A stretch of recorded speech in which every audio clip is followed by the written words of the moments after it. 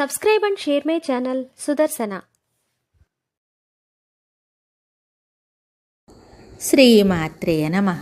శ్రీ గురుభ్యో నమః. శ్రీమద్దేవి భాగవతము 11వ స్కందము.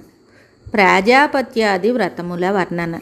భగవానుడగు నారాయణుడు చెప్తున్నాడు, నారద, భోజనము తరువాత ఉత్తమ సాధకుడు ఓం అమృతాపిధానమపి ఈ మంత్రమునుచ్చరించి ఆచమనమును చేయవలెను. దీని తరువాత పాత్రయందు మిగిలిన అన్నమును ఉచ్చిష్టమును కోరు పితరులకు అర్పించవలెను.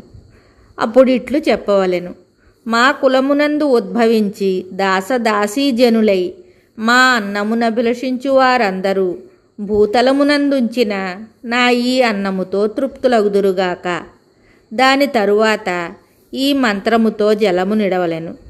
రౌరవమను పేరుగల నరకము ఘోరమైన అపవిత్ర స్థలము. ఇచ్చట అనేక సంవత్సరముల నుండి యాతనలను అనుభవించువారు నా నుండి జలమును పొందగోరువారు నాచే ఇవ్వబడిన అక్షయ ఉదకముతో తృప్తులగుదురుగాక. భోజన సమయమున చేతియందు పడి ఉన్న పవిత్ర గ్రంథిని విడదీసి భూమి మీద ఉంచవలెను. ఉచ్చిష్టమును పాత్రయందే ఉంచినచో దానికి పంక్తి దోషము పట్టును. ఉచ్చిష్టమును కుక్కలు గాని చండాలుడు గాని తాకినచో ద్విజుడు ఒక్క రాత్రి ఉపవాసముండి పంచగవ్యముతో శుద్ధి చేసుకొనవలెను. ఉచ్చిష్టము కాని దానిని తాకినచో కేవలము స్నానము చేయవలెను. ప్రాణాగ్నిహోత్ర విశేషమగ్నుడైన బ్రాహ్మణునకు అన్నదానమొనరించినచో అట్టివాడు పుణ్యమునకు భాగస్వామి అగును. దాత భోక్త ఇరువురును సమాన ఫలమును పొందుదురు. ఇరువురికి స్వర్గము ప్రాప్తించును.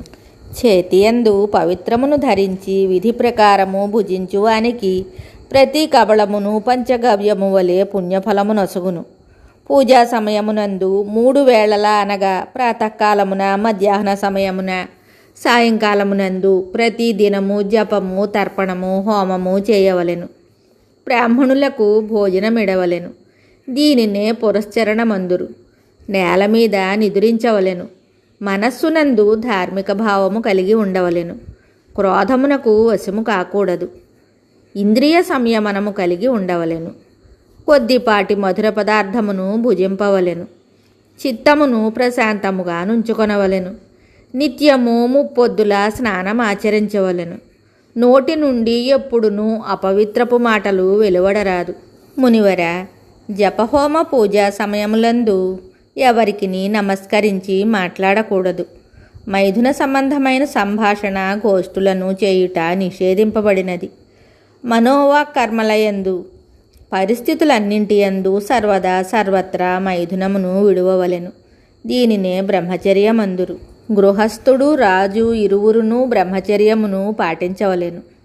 రాజులు ఋతుస్నాత అయిన భార్యతో కలియవచ్చును. భార్య సవర్ణురాలై ఉండవలెను. దీనివలన బ్రహ్మచర్యము చెడిపోదు. రుణత్రయము నుండి ముక్తుడు కాక పుత్రులను కనక యజ్ఞానుష్ఠానమును చేసి సన్యాసమును స్వీకరింపగోరువాడు నరకమునకు పోవును. మేక మడయందలి స్తనము వలె అతని జన్మ నిష్ఫలమని శృతి చెప్పును. విప్రేంద్ర, మానవుడు 3 రుణముల నుండి ముక్తుడగు పనులను నిర్వహించవలెను. దేవరుణము, ఋషి రుణము, పితృరుణము అనునవి 3 రుణములు.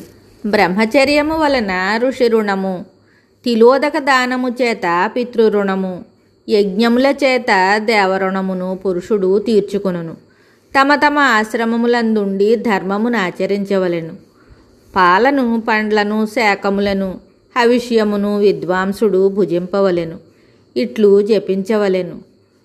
కృష్యచంద్రాయణాది వ్రతములు చేయువాడు ఉప్పు, కారము, పులుసు, గాజర, కాంస్యపాత్రయందు భోజనము, తాంబూల సేవనము, 2 పూటలా భోజనము, మాసిన వస్త్రములను ధరించుట, ఉన్మత్తుని వలె ప్రలాపించుట, శృతి స్మృతులకు విరుద్ధముగా వ్యవహరించుట, రాత్రులందు వైదిక మంత్రములను జపించుట చేయరాదు. దైవ పూజలు, స్తుతులు, శాస్త్రావలోకనముతో సమయమును గడుపవలెను. నేల మీద శయనించవలెను. బ్రహ్మచర్య నియమములను పాటించుచు మౌనమును వహించవలెను. ప్రతిరోజు 3 సార్లు స్నానము చేయవలెను. నీచకర్మలను విడువవలెను. పూజలు, దానములు, ఆనందము, స్తుతి, కీర్తనలు నిత్యము అతని వలన జరుగుచుండవలెను. నైమిత్తిక పూజ చేయవలెను. గురువునందు దేవతలందు విశ్వాసం ఉంచవలెను.